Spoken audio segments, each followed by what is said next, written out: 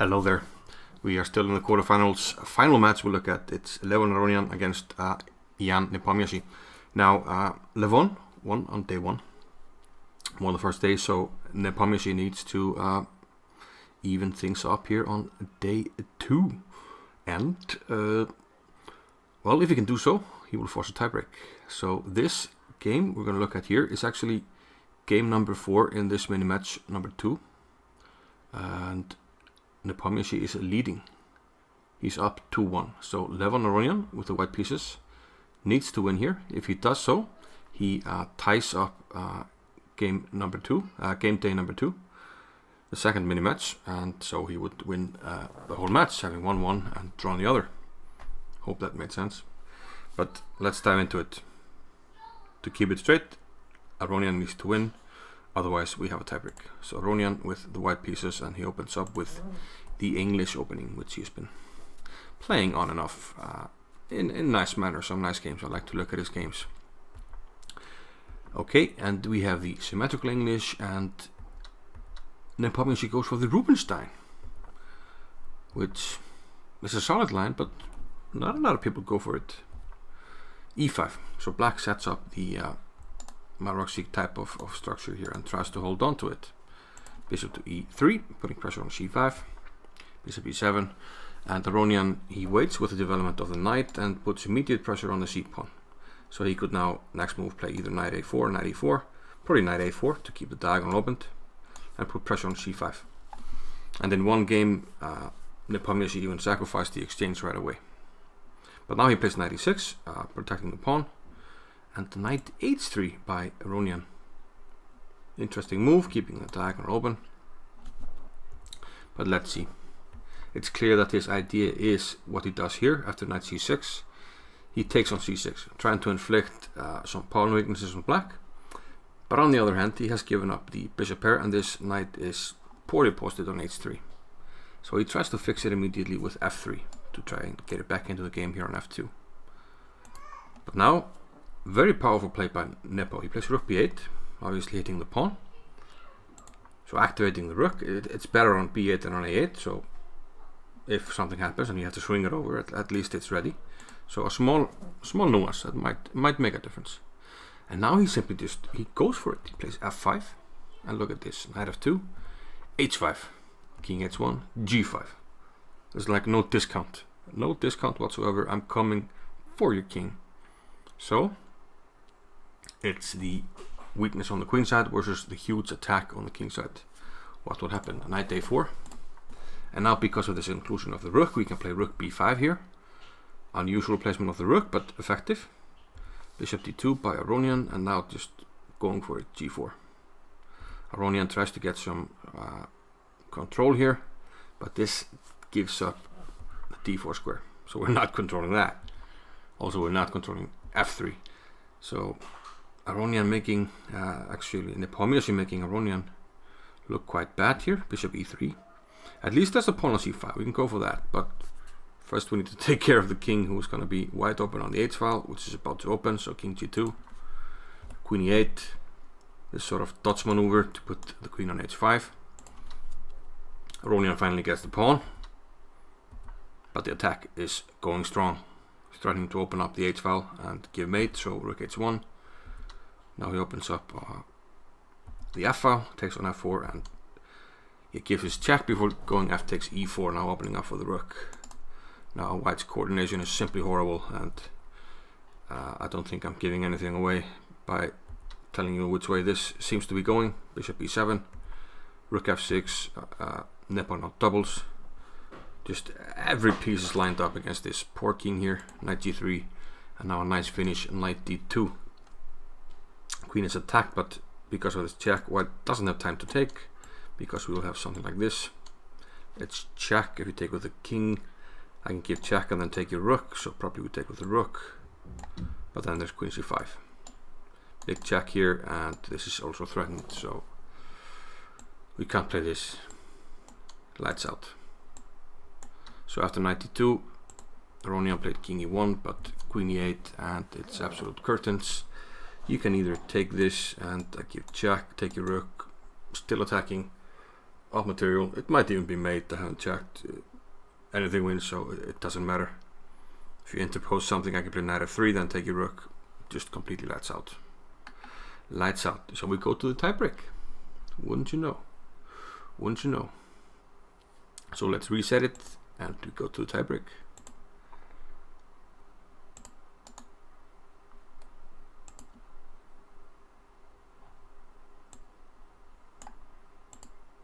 We don't need this, but we need this. Tiebreak. Let's do it. Let's do it. Come on.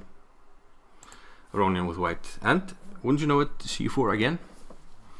And all the moves the same as in game number 4, except up to this point. Aronian deviates. He plays, instead of this knight h3 move, which, well, did not go so well, he plays knight f3 now. More standard development, knight c6. And we get a more normal looking game here for this variation. a3. Yeah, this is the old game, sorry, so no spoiler alert. a3. Bishop d7. The knight now jumps into d5, which becomes available. And b4. And we can play this because if black takes everything on b4, it's going to be hanging pawn on e5. So rook c8. And here it looks like Aronian in the tiebreak is getting a little bit of something to work with. He now takes on c5, and we have an isolated pawn that white can nibble on, attack, nurture, and then capture. So it looks like Aronian is taking over here in the tiebreak. Let's see how he can nurture this small positional advantage. e4 by Nepo. We have trades. Queen takes, queen a4, and after h4, knight d2. Another trade. So Aronian doesn't mind the trades. Now he's hitting the knight because now he's trying to hit this pawn. Knight e5. Queen e4. We need to fortify this diagonal, not to have any problems here. And Aronian fully aware of that. And now he goes for a trade. Knight c4, and rook takes c4. So is this enough to play for the win? We have this guy here that we can play against, and then we can maybe try to advance on the king side. Let's see. g6, indeed, h5 was played, and maybe some small gains here by Aronian. He gets the f5 square for his pieces, he uses it immediately for the queen. Hitting this guy. Again, the rook must come to b5. We saw that in Matchday 2, game 4. He had to play rook b5 also to cover the c5 pawn. a4. First he gives a check, and then rook a5. Passive position, but also you're attacking the pawn, so should be okay. King h2 now. Note that if you take with the rook, I will take here, and there's going to be some kind of penetration into the position, so you have to be really careful. So queen a6 was played here. We don't mind the trade now, because now we take with the rook and then take your pawn, and we have queen ending. So delicate situation here. c4, e5 Aronian, and rook takes a4. Now what does Aronian have in mind here? He played queen c8 check, king g7, and queen d7. Hang on a minute.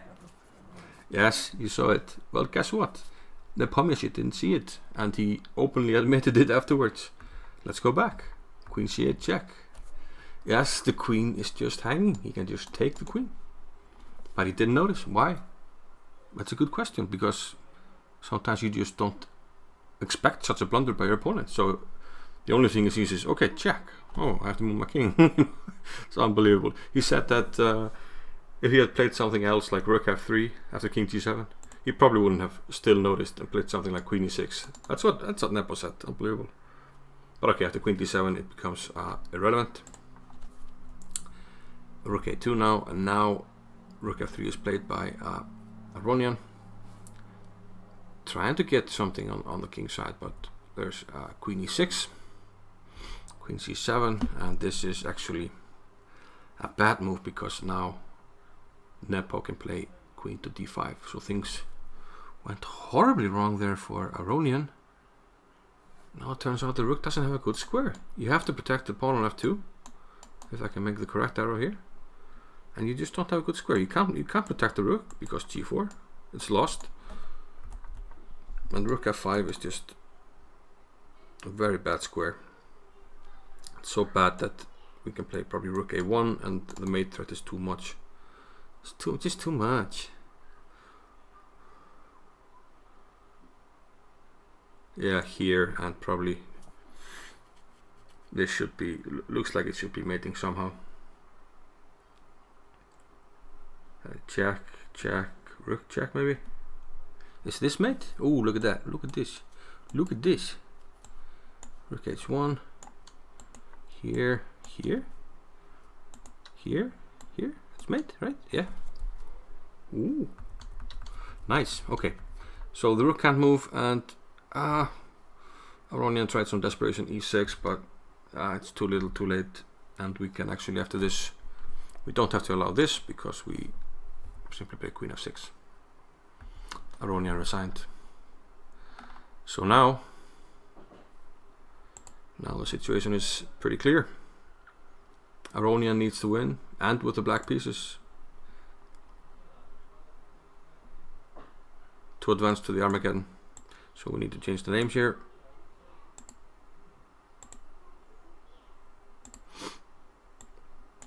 Because now we have Nepo with white, Aronian with black.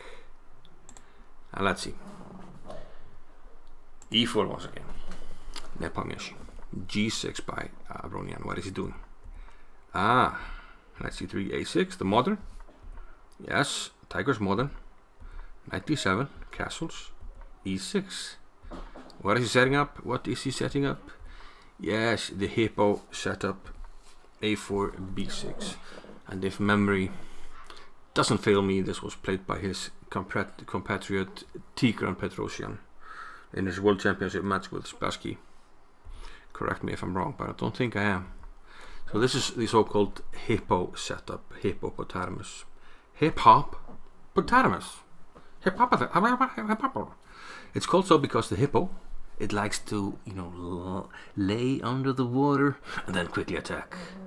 So white, black, is just keeping everything behind the third rank, pieces behind the pawns, and he's hoping to hit back with the right dynamic possibilities.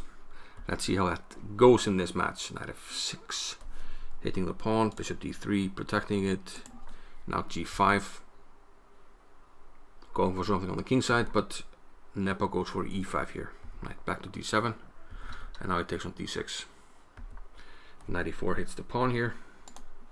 Queen c7, and Nepo needing only a draw, doesn't mind the queen trade here. And yeah, the problem is you can't take just yet because of this Susan-Suk, which is quite nasty, which is actually super nasty because you have to go this way. You can't even go this way because I can flick in another check, because you can't attack the knight, and I go back and then I take the queen.